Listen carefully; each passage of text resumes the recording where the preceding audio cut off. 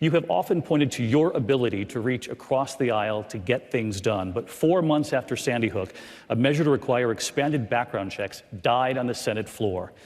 If you couldn't get it done after Sandy Hook, why should voters give you another chance? Because it got done before. I'm the only one up here who's ever beat the NRA. Only one ever beat the NRA nationally. I'm the guy that brought the Brady bill into focus and became law.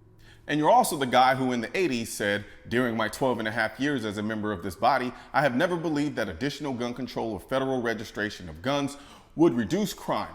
I am convinced that a criminal who wants a firearm can get one through illegal, non-traceable, unregistered sources with or without gun control. Now, don't get me wrong, people can change their positions on issues, but 30 years later, you're bragging about writing an assault weapon ban to prove to the world how anti-gun you are. The same assault weapon ban that sunset after 10 years because it proved to have no effect. And now 25 years later, you're trying to push the same type of law that 30 years ago you said would do nothing to stop a criminal who wants a firearm from getting a firearm. Sounds like to me, younger Joe was smarter than older Joe, or you're just a political opportunist who flips and flops on issues based on political convenience, more so than moral conscience, which tells me you're one of the last people to be trusted with the integrity of our Second Amendment rights. God forbid you actually get your silly little assault weapons ban and universal registration check, and then they prove not to work. It's only a matter of time before you openly start saying, hell yes, we're gonna take your AR-15, your AK-47. Not that you don't agree with him, you just know that saying it out loud would be detrimental to your current political aspirations. And so that's number one. Number two, after Sandy Hook, a number of things happened. It went from a cause to a movement. Look what's happened now. Mothers, the organization, Mothers Against Violence, gun violence. We've seen what's happened again. Now we have all these young people marching on Washington, making sure that things are going to change. How are you going to subtly try to take credit for an organization and you can't remember the name of it? They're called Moms Demand Action, Joe, and they're nothing more than an AstroTurf group funded by an anti-gun billionaire who throws more money at the media to push this empty shell of an organization than a bunch of D-boys at a strip club. And Joe, stop acting like these kids got together on their own and marched on Washington like a bunch of modern-day Martin Luther Kings. The same anti-gun billionaire and his empty shell AstroTurf group gave a bunch of kids a free trip to Washington so that they can go to a glorified music festival with Miley Cyrus, Ariana Grande, and Jennifer Hudson. All it took was 2 seconds on YouTube to search and pull up the fact that the vast majority of these people there have no idea what they're talking about. Good friend of mine. So what does the Second Amendment say, though? It doesn't say people in the militia. What does it say? Let's see. Let's see if I can remember. I got it memorized, so go ahead. All right. A well-regulated militia. Mr. Trump, Congress, the Senate. What do you mean assault rifle specifically? Like, what is that? I would say anything that has a magazine more than even 6 bullets, I don't think is necessary. Well, I mean, that's like pretty much all handguns, right? Yes, yeah, I don't know. Do you think that would be constitutional, though, given like the Supreme Court decision? I don't really care. The thing is, like, the 2 safest states in the entire country are New Hampshire and Vermont, and they have the least restrictive gun control laws in the country. Why do you think that is? I don't know. I don't know anything about New Hampshire or anything. You just educated me on something. I'm going to have to look it up. There has been a sea change. Those proposals I put forward for the president had over 50% of members of the NRA supporting them, and overwhelmingly the rest of the people supporting them. Wait a minute.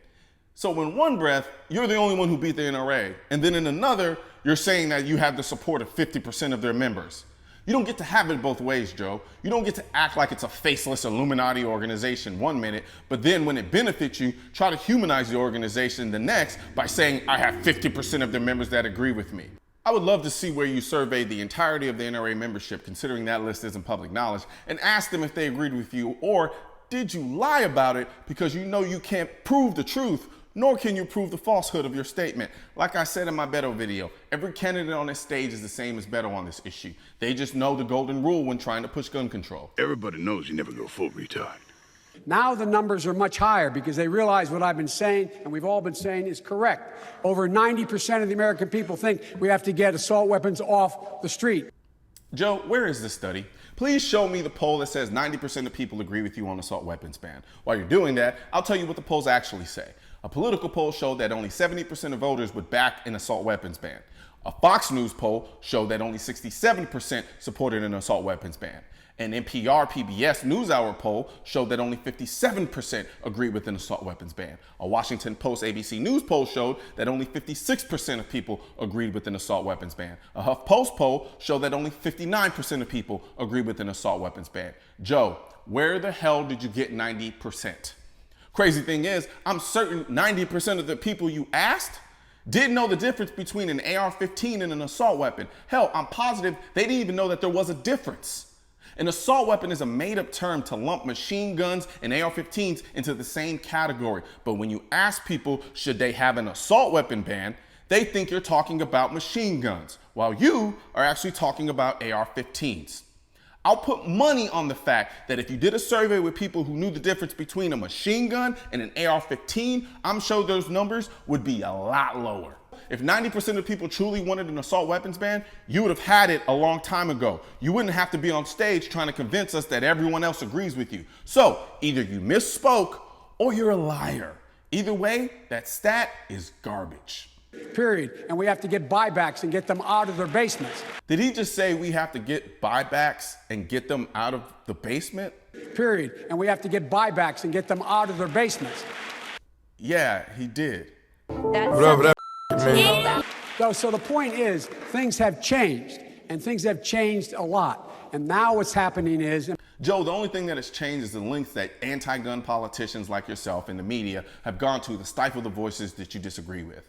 Our legacy media spews anti-Second Amendment rhetoric nonstop. Social media platforms are shadow banning, demonetizing, and limiting the reach of Second Amendment content producers. You all are even trying to force companies to stop selling guns and doing business with gun companies. It's a full-on assault by the elites. That's what has changed, not the people and the desire to maintain their Second Amendment rights. By the way Beto handled, excuse me for saying Beto, what Congressman... That's all right. Beto's good.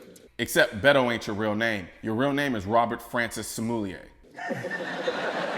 The way he handled what happened in his hometown is meaningful. To look in the eyes of those people, to see those kids, to understand those parents, you understand the heartache. But this is we the are problem. ready to do this. No, Joe, the way he handled what happened in El Paso was to advocate confiscating people's guns. That's not admirable, that's treasonous, and you just complimented him for it. Make no mistake, Joe wants to confiscate guns too.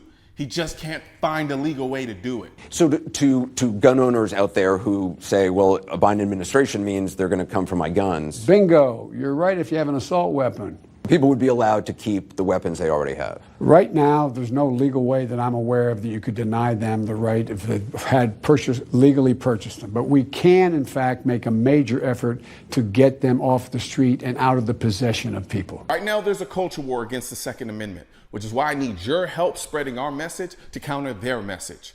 You can do this by leaving a comment, sharing this video, and click the bell and subscribe button.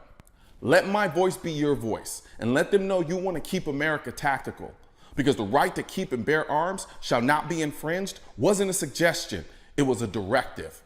Also, if you're wondering where to purchase your state-specific Keep America Tactical shirt, click the link under the Keep America Tactical in the description section of this video.